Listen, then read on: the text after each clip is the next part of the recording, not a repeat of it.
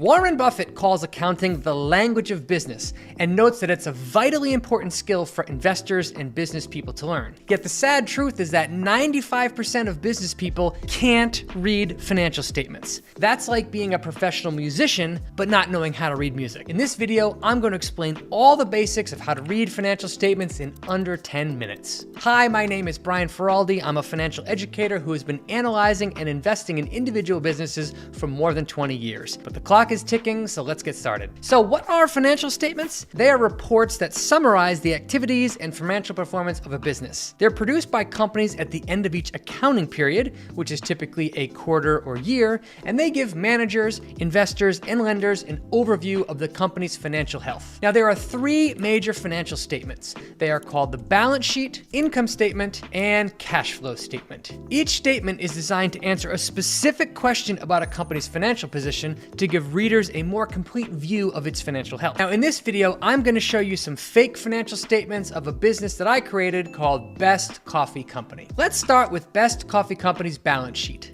This is a record of what the company owns and what it owes to others. The balance sheet answers the question, what's your net worth? And is kind of like your own personal net worth statement. The balance sheet has three major components: assets, liabilities, and shareholders' equity. The balance sheet is ruled by the master accounting equation, which states that assets must always precisely equal liabilities plus shareholders' equity. This equation must always be in perfect balance, hence the name of the balance sheet.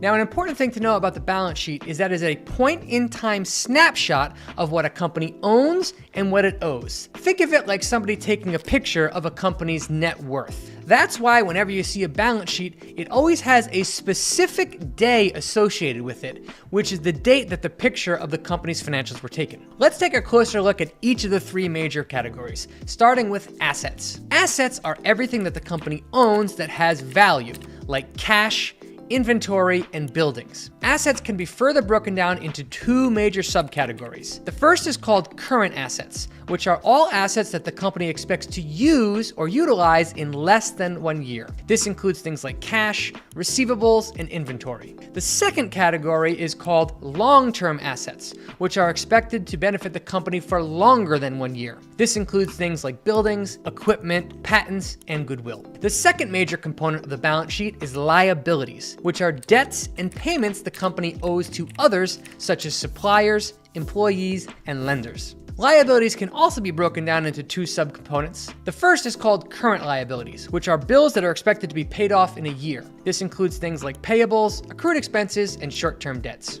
The second subcategory is called long-term liabilities, which are bills that are expected to be paid off in more than a year. This includes things like long-term debt, convertible, and pension obligations. The third major component of the balance sheet is called shareholders' equity, which is what the company owes to its owners or the shareholders of the business. Think about this section as a company's net worth on paper. There are two major sources of equity. The first is capital that investors put into the business to get it started and fund its operations. This includes things like common stock, preferred stock, and paid-in capital. The second major source of shareholders' equity is profit the business generated but did not pay out. This includes things like retained earnings and treasury stock. Now let's move on to the second financial statement, the income statement. The income statement shows a company's revenue, expenses, and profit. It answers the question, are you profitable, and is similar to your own personal monthly budget. The income statement is measured over a period of time that has a start date and end date. So while the balance sheet was more like a camera, think of the income statement more like filming a movie.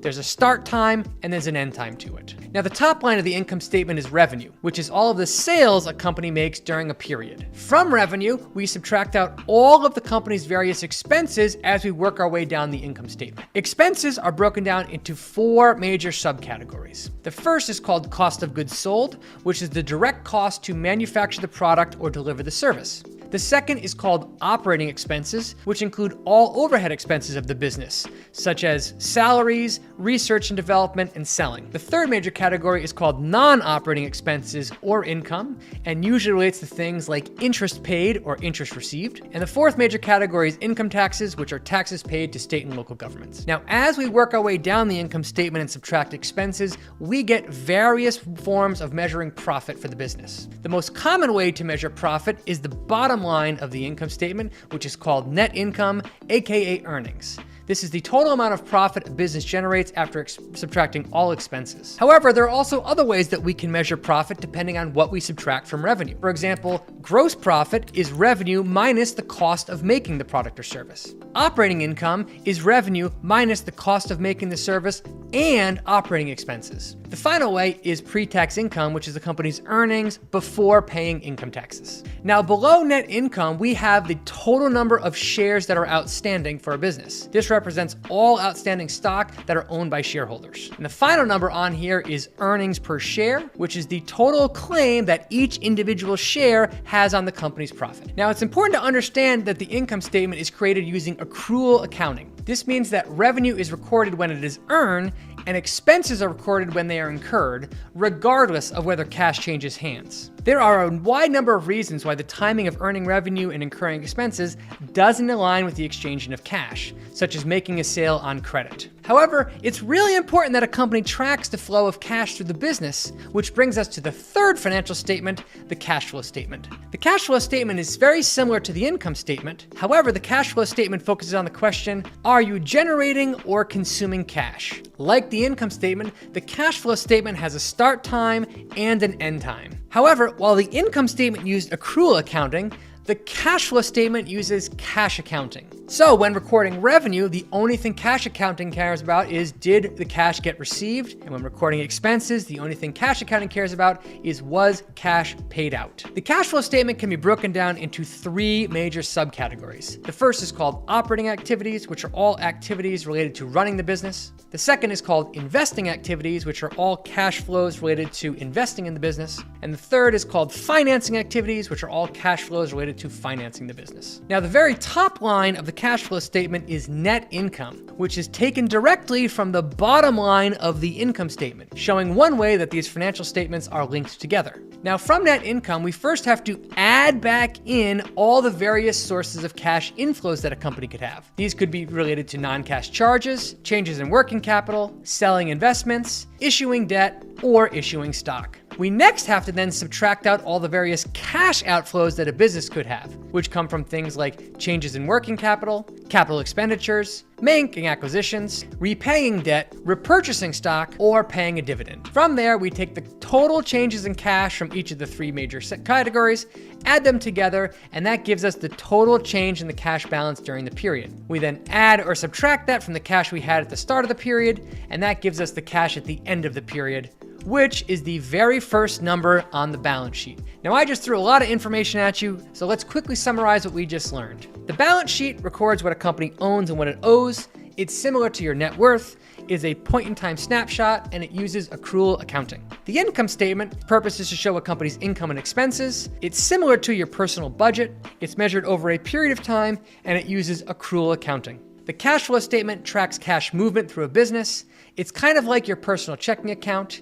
It's measured over a period of time, and it uses cash accounting. Now, it's important to understand that not all companies use these exact terms and layout when they're making financial statements. For example, you might see the balance sheet referred to as a net worth statement, the financial status report, or the statement of financial conditions. And each individual term you see on the balance sheet might be called something else. The same is true of the income statement, which is also called the earnings statement, statement of operations, or even profit and loss statement.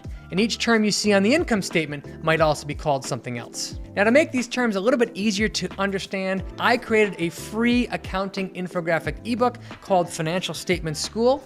Now, if you go to longtermmindset.co/FSS ebook or click the link in the video description, you'll be taken to a page where you can download a free copy of this ebook. I hope this video was useful. If so, give it the thumbs up and let me know below if you want to see more content like this on our channel. See you in the next video. Brian, out.